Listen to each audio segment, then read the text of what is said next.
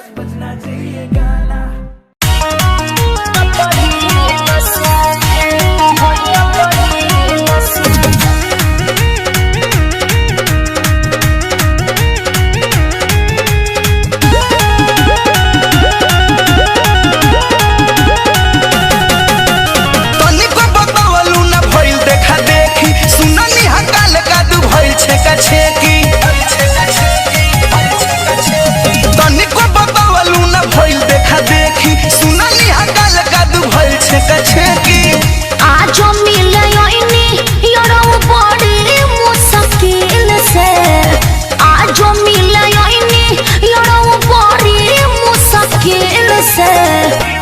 याद निकाल दे हमर अपना दिल से तजात बानी ससुर ना भेट होइया परिल से ठीक बा जाता रू तो जई हो जान मिल के ओई हो ससुर से रानी खूब खिल के।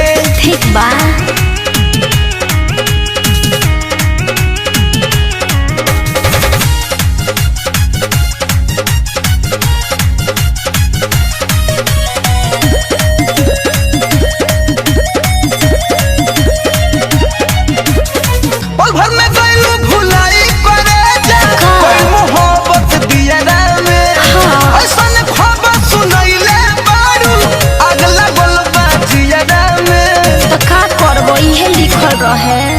नवंबर दिसंबर जनवरी ले अभी नैहरे में बानी हो मौका बाटे फरवरी या मार्च काट करे जाओ चानी हो कुछ दिन और नहाला नहीं क्या झील में कुछ दिन और नहाला नहीं क्या झील में तो याद निकाल दे हमर अपना दिल से तजात बानी ससुर ना भेट होइया परिल से।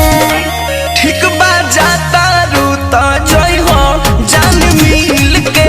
ठीक बा बाकी ससुर से आई हो खूब खिल के। ओके